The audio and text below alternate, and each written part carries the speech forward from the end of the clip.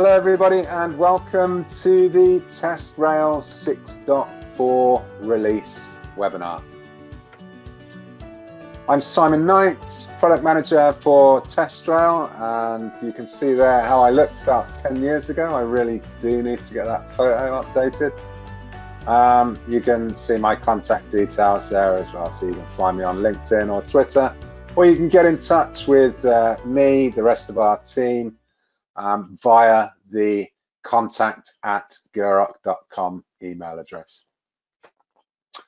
Also with me on this webinar today, we have Marcin Ksiazkiewicz. I probably didn't say that right, but it's about as close as I'm going to get, I think. Martin's from our sister company, Assembla. Do you want to say hello, Marcin? Hello, everyone. Yeah, it's Marcin Ksiazkiewicz, actually. I know that's sort of one. I tried. This is the TestRail 6.4 release webinar. As such, we're going to be talking about the various improvements that we introduced with TestRail 6.4, which was mainly focused on improving our integration with our sister product, Assembla. So we're going to spend a little bit of time talking about those, what they look like from the TestRail side, what they look like from the Assembla side as well. Hopefully that's all going to be very exciting for you. And then after we've talked about all of the new Assembla related features across the two products, we'll spend a little bit more time covering a few other features that we included in the release as well. And as I mentioned earlier, we'll try and do some Q&A as well. So without further ado, the TestRail 6.4 release was, as I already mentioned, mainly about improving our integration with Assembla.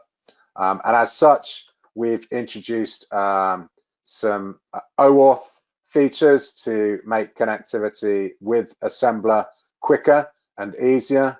And we've tried to implement those features in the usual TestRail fashion so that you're able to integrate with Assembla as a defect and requirements management tool, a ticket management tool, both globally and or at project level if you wish. And there's also some user level integration as well as a result of the OAuth connectivity. And as you'd also expect, we've tried to make that backwards compatible with our existing integration method with Assembla, which was API key and secret based. So we can take a quick look at what that looks like from the TestRail side. So if you go into your TestRail administration console here and head towards the integration area, then you're going to see all of this new Assembla stuff here. So we've tried to make that really quick and easy, mainly with a focus on customers who may not already have a ticket management system that they're integrating with. So we've introduced a new Assembla integration wizard, which just requires the Assembla organization URL and the Assembla space, and then you can connect to that Assembla instance using the OAuth protocol, and you can see that I've already done that here. So I've already connected my account, and I can also disconnect that account by just using this button here. And you've still got all of the other connectivity as well. So as I already mentioned, you can use the API key and API secret if you wish. So you've got two authentication methods with Assembla there, and this obviously also supports all of the pre-existing customers that were integrated with Assembla as well. Once all of that's set up, then the integration looks pretty much as you would expect it to on the TestRail side. So in classic sort of TestRail fashion, you can add references to those tickets inside of Assembla, and you can hover over and pull those details into TestRail in the usual way. and you can add those to your test cases in the usual way as well by using the reference field. And likewise, you can see those from a test plan as well. So you've got your references in there still. And if I go to this other one, hopefully, yeah, there's some defects in there as well. So all of this looks pretty similar. We have added some additional functionality in relation to integrating with your defect management tools, but I'll come to that in a few moments. But at this point, I think probably what I'd like to do is hand over to Martin, who can cover off some of what this looks like inside of Assembla. Let me just go back to my slides here. Where are they disappeared to? Window, slides, here we go. So in a nutshell, quick and easy connectivity with Assembla using the new OAuth features that we've introduced, and then pretty standard global and project, plus the user level integration. So I didn't show you that, did I? So if I go into my settings, then we can see we've also got this new OAuth tab, and that allows you to control your OAuth connectivity at user level as well. So just go back to the slides, which keep disappearing. Okay, so yeah, over to the Assembler features. So we've introduced a whole bunch of stuff in Assembler, but as I mentioned, I think Martin, you're ready to walk through some of those for us. Well, again, yes, of course. So yeah, everything was just about the visibility. So, and the flexibility of just relating whatever item from TestRail to any ticket in Assembla. So you can have whatever setup you're using or whatever flow you're using, you will have easy access to any of the TestRail items within Assembla defects tool. Okay, so just to enable the integration, you just need to switch it on and connect your TestRail account by using this simple form, which I'll just do right now. So you have your account connected to Assembla. You can connect as many accounts you want. So even from different instances, so it may be used across different teams, no problem. There is also beta synchronizer. I'll get back to this later. This is something that we have started working with. And there's a couple of main options that you can enable or disable this integration in all your project spaces. So I'll jump to my demo project, which I have here, and I'll just show you how easy it is to relate items from the tickets. So this is our list view. You can show these same tickets in a carload view with different setups, select what columns you want to see and stuff like that. We will not go in such a details right now. I'll just show you how it looks from here. So every ticket has a TestRail section, which is it's just shown for the if the integration is on. By default, will be asked just to select the default project. That's just first time when you're visiting the stuff. I'll just do it now. You can change it later, no problem. So it just onboarding, and yeah, that's it. And from here, you can do whatever you want, what you want in your ticket, and then you just relate any of TestRail items to this by just clicking this and looking for it. So let's say I want to relate a plan that's I'm testing right now. I got a list of all my active plans right now. To just make sure if I'm connecting the correct one, I'll check what runs it has. So everything is live, downloading from the TestRail. So no delays here. Yeah, that's the one. Let me just write it. And yeah, from now, this related plan will show all the live information about this item in the TestRail. So I can just open this, check how the runs is going, even go deeper and check each test, how they're going. So it's like we are trying to show same thing what is shown on the tester side. Obviously, from any of those items, you can just click it, and that will take you to this corresponding item in the TestRail application. So quick and easy access to those items. And that works for any of the TestRail entities that you want. If you're working on cases, no problem. You can search and relate cases. If you're working plans or milestones, it just doesn't matter. Any item from TestRail can be related to the ticket. So is it an epic ticket when there's a lot of plans? This is just a defect, a single defect when you wanna just write a couple of cases. This functionality is flexible enough to just cover all those cases in the same UI. This is a shorter way. When I was doing my research, we found out a lot of people are using just the IDs to get over all this stuff. So you also can just copy and paste IDs from the TestRail, just paste it here, and they will be related as well. And yeah, that's the basics. That's the core of this integration. So from here, we just give you a full overview over the items in the TestRail.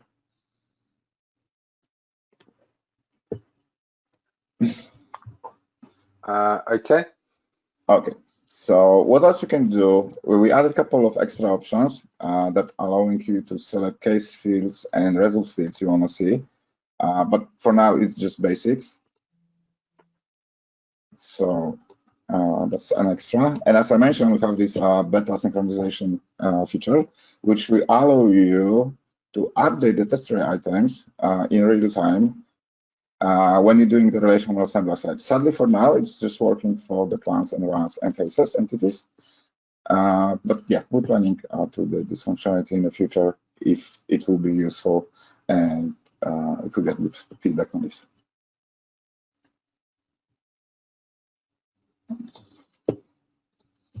Okay.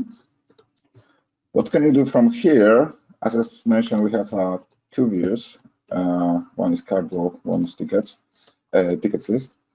Both these views has a filters, and if you have your integration turned on, this filter section is showing extra items that allows you to filter the TestRail entities from the tickets. So for example, you can, if I would relate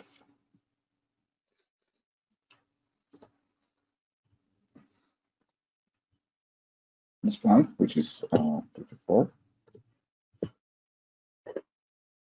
I can later just filter the view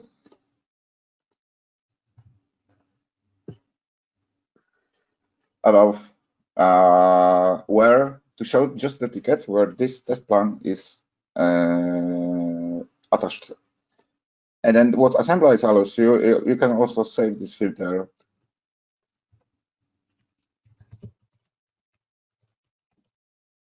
so you don't need to set the filters again when you're going back, and you can just choose it from the saved view. So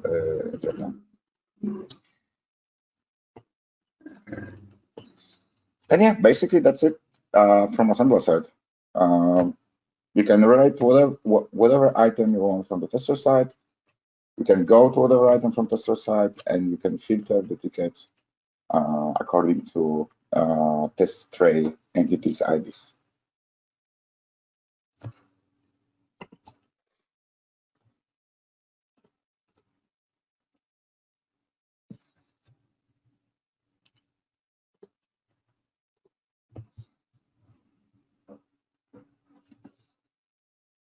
So yeah, that's the basics of Assembla integration, of TestRail integration from our side. Besides that, obviously, Assembla is just a project management tool. We can see your defects. You can set up reviews. We have very rich functionality.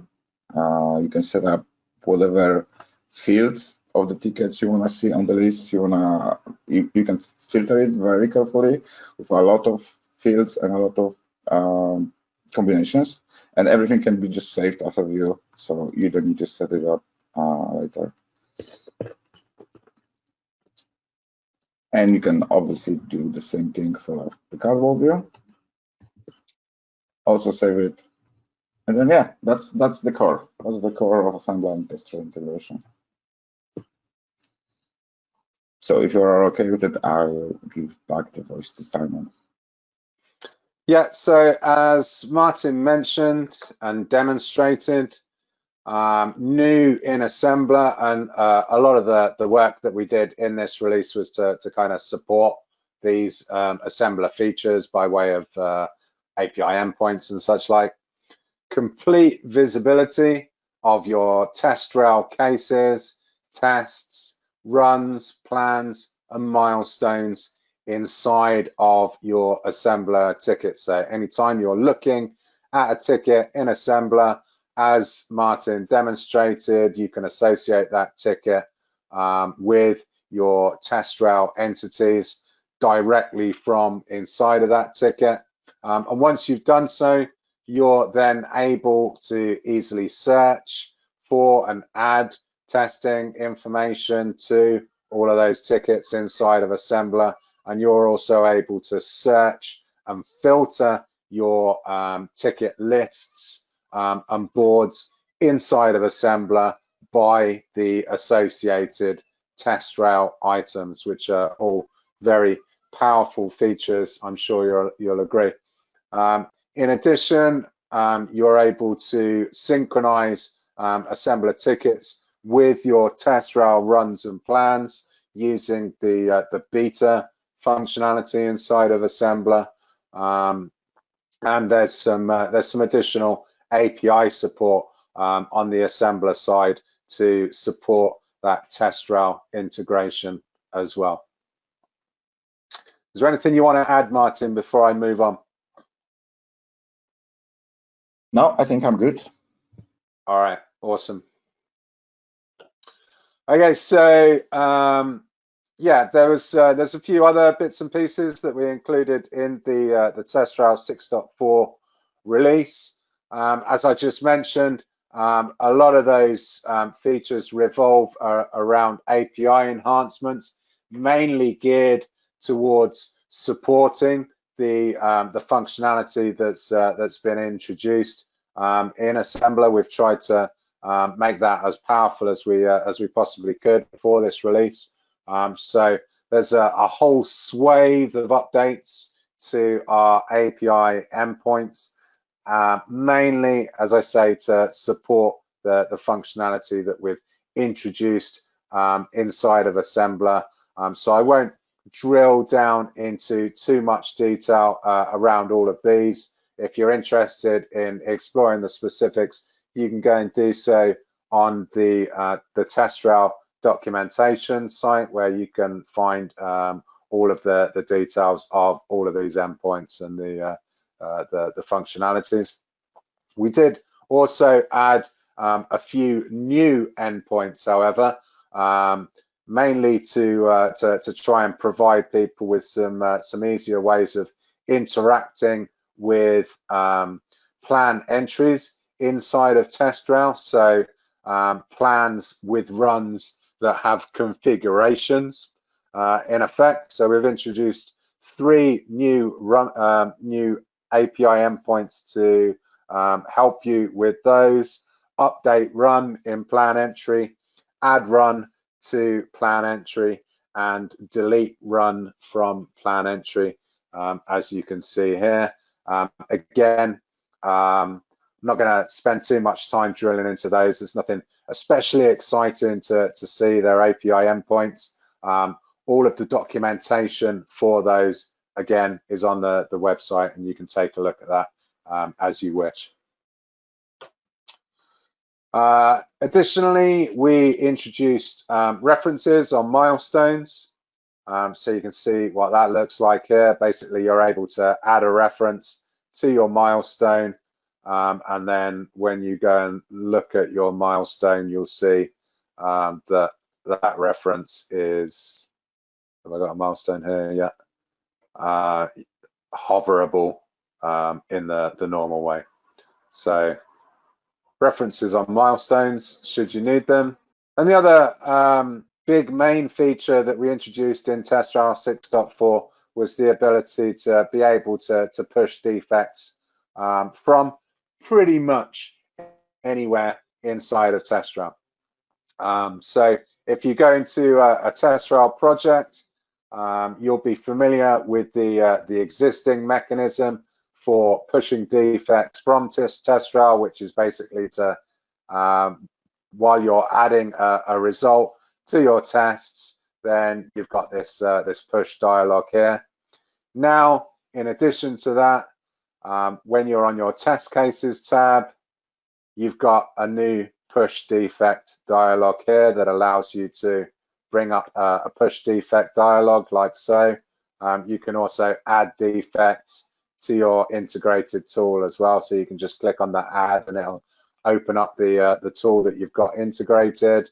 I think you can do that from inside of test cases as well. You can also do it from test runs. So you can do it from your test run view here. You can do it from inside of a plan, inside of a specific run, and inside of your milestones as well. And I think you can also do it on the overview page of your project as well. And again, once you've actually opened that dialog up, it works as you'd expect it to, much the same as the existing push defect dialog. So you can add a summary, pull down whatever fields are available to you depending on what tool you've actually got integrated. So this is an assembler ticket that I'm going to push at the moment, but obviously if it's some other tool, then the fields here are gonna look somewhat different. And then you can add a description like so. And obviously, because you're not actually associated with a specific test, there's no test to associate this defect ID with. So we just return that to you in the success dialog, and you can click through then to that ticket if you wish, or you can just make a note of it and add it to whatever entity you happen to be inside of in TestRail at the time of the push. So you'll only see this this drop down if you have a tool actually integrated with TestRail as well. So if you don't have anything integrated, then you won't see this this push defect dialog at all.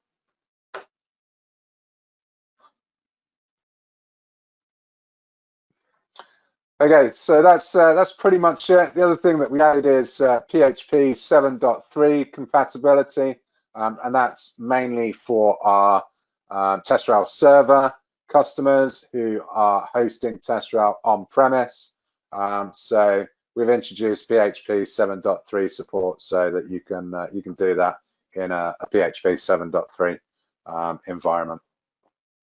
So there's not really much to demonstrate there, but I think our TestRail server customers will find that very useful. All right, so that's it in terms of our demonstration and the slide content. So we do have time for a few questions if there are some.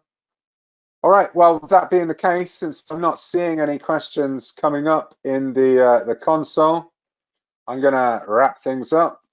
So thanks very much, everybody, for joining. If you do have some questions or issues, you're quite welcome to send those to us via the contact@guroc.com email address. We'll be happy to pick those up. Also, you're very welcome to post any questions, etc., on the forum. That's always very active. So yeah, we're very always very happy to hear from our customers on there. But with that, I think we are pretty much done. So a nice short webinar for you there. Thanks very much, everybody, for joining. Thank you, Martin, for your demonstration. And we hope to see you all at the next one. Thanks very much. Thank you, everyone. Bye-bye.